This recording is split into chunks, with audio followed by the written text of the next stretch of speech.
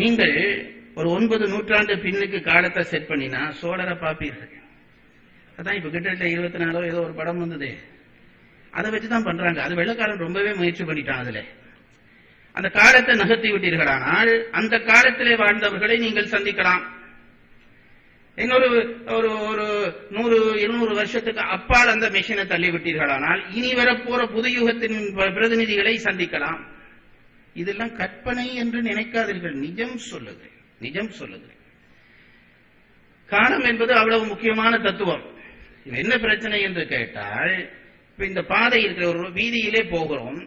ஒரு வீதியிலே நாங்கள் போகிற பொழுது அந்த வீதி தெளிவான வீதியாக இருந்தா நம்ம வாகனத்தில் ஸ்பீடா போகலாம்.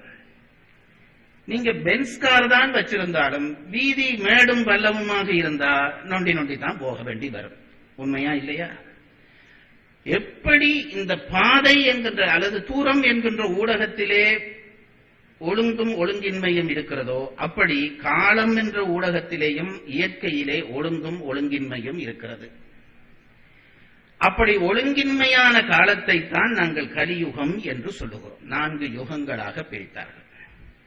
இந்த 4வது கலியுகம் எப்படி ஒரு மேடும் பள்ளமும் உள்ள பாதை போல இருக்கிறதோ அதுபோல அறக்கோளாறினாலே அந்த பாதை கோணலாக இருக்கும். அந்த பாதையிலே நீங்கள் எவ்வளவு பெரிய வாகனத்தில் போனாலும் திட்டி தான் போக வேண்டும், நேரடியாக போக முடியாது. அதனாலே எந்த பெரிய ஞானியும் கலியுகத்திலே சங்கடப்படுவான்.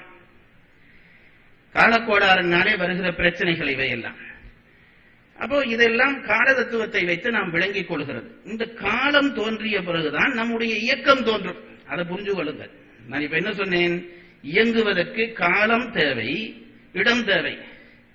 ஆண்டவன் எதை முதல் படைக்கிறான் பாருங்கள், கால தத்துவத்தை படைக்கிறான். கால தத்துவம் தொடங்கினால்தான் உயிர் இயங்க முடியும்.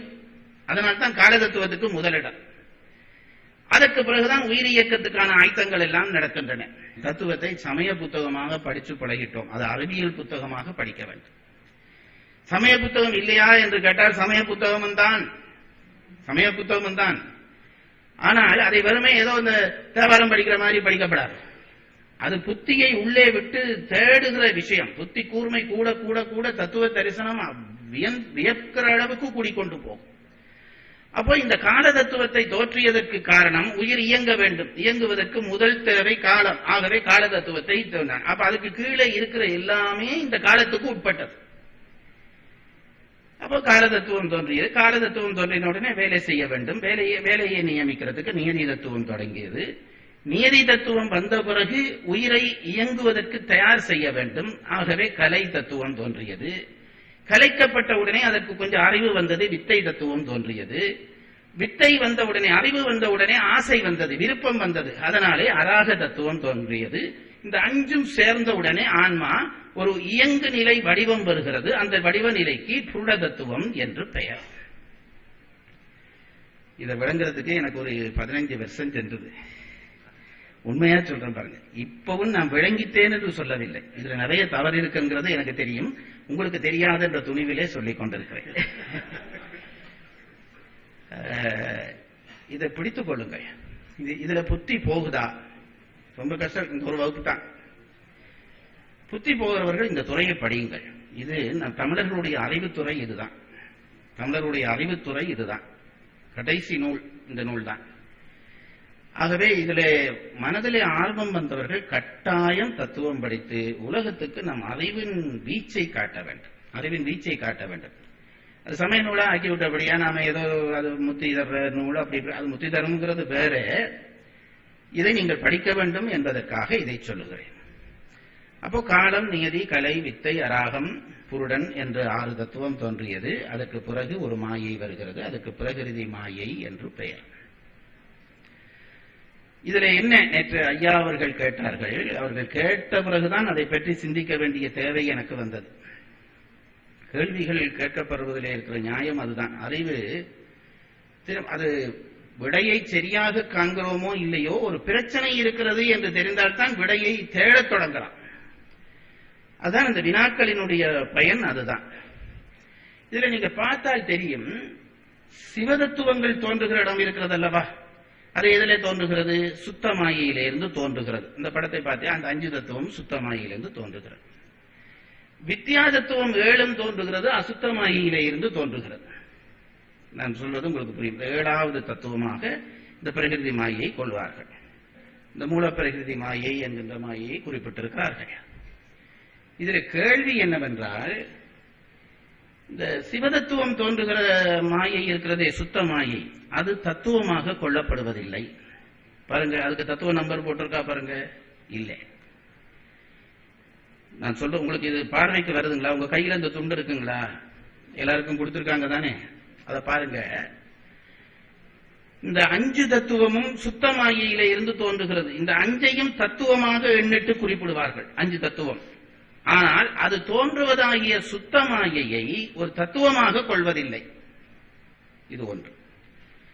வித்யா தத்துவங்கள் எத்தனையும் தோன்றுகிற அசுத்த மாயை இருக்கிறதே, வித்யா தத்துவங்களை எண்ணிக்கை போட்டு எண்ணுவார்கள். ஆனால் வித்யா தத்துவம் தோன்றுகிற அசுத்த மாயையை ஒரு தத்துவமாக எண்ணுவதில்லை. அது கவனிச்சா உங்களுக்கு தெரியும். ஆனால் இந்த ஆத்ம தத்துவங்கள் தோன்ற போகிற இந்த மூலப்பிரகிருதி மாயை இருக்கிறதே, அந்த மாயையை ஒரு தத்துவமாக எடுத்து எண்ணுகிறார்கள். அது கவனிச்சு பார்த்தா அதுக்கு நம்பர் போட்டிருப்பார்கள். முதல் 2 மாயையும், இது நான் சொல்றது ரொம்ப மேல்பட்ட விஷயம், நான் எப்பவும் திரும்ப திரும்ப சொல்லுகிறேன். இது ஒன்றுமே புரியவில்லையா? ஒரு கவலையும் படாமல் அடுத்தவர் யார் அரசியலுக்கு வரப்போறார் என்பதை பற்றி சிந்தித்துக் கொண்டிருங்கள். ஒரு நட்டமும் வராது. ஆனால் தெரிந்தால் லாபம் வரும். அதனால் தான் இதை சொல்லுகிறேன். ஏன் அந்த 2 மாயையும் தத்துவ எண்ணிக்கைக்குள்ளே சேர்க்காமல் இதை சேர்த்தார்கள் என்ற கேள்வி ஐயா நேற்று கேட்ட பிறகுதான் எனக்கு புத்தியிலே அடித்தது. நான் நினைத்து ராத்திரி முழுக்க அதை பற்றி நினைத்துக் கொண்டிருந்த பொழுது வந்த எண்ணத்தை சொல்லுகிறேன். செறிவிளையை பின்னாலே ஆராய்வோம். இந்த சுத்தமாயை இருக்கிறதே, சுத்தமாயிலே தோன்றுகிற இந்த 5 தத்துவங்களும் அசுத்த மாயையிலே தோன்றுகிற தத்துவங்களும் உயிர் சார்ந்த தத்துவங்கள். இறைவன் சித்துப்பொருள், ஆன்மா சித்துப்பொருள். இந்த சித்துப்பொருள்கள் இயங்குவதற்கான தத்துவ நிலையை மட்டும்தான் அந்த மாயைகள் கொடுக்கின்றன. நான் சொல்றது உங்களுக்கு புரியுதுங்களா? சிவ தத்துவம் இயங்குவதற்கான தளத்தை கொடுக்கிறதே தவிர அது ஒரு தத்துவமாக இயங்குவதில்லை, சுத்தமாயி. அது மாதிரி அசுத்த மாயை உயிர் இயங்குவதற்கான இடைநிலைகளை கொடுக்கிறதே தவிர அது ஒரு தத்துவமாக இயங்குவதில்லை. கீழே வரப்போகிற இன்றைக்கு நான் சொல்ல போகிற 24 தத்துவம் இருக்கிறதே, ஆத்ம தத்துவம், அவை எல்லாம் சடங்கள். மேலே சொன்னது 2 உயிர் சார்ந்த விடயங்கள். இனி சொல்ல போகிற, இன்றைக்கு சொல்ல போகிற இந்த 24 ஆத்ம தத்துவங்களும் சடங்கள். சடங்கள் தோன்றுகிற அந்த மூலப்பிரகிருதி மாயை அந்த சடங்களோடு ஒன்றாக எண்ணப்பட்டு தத்துவமாக கொள்ளப்படுகிறது.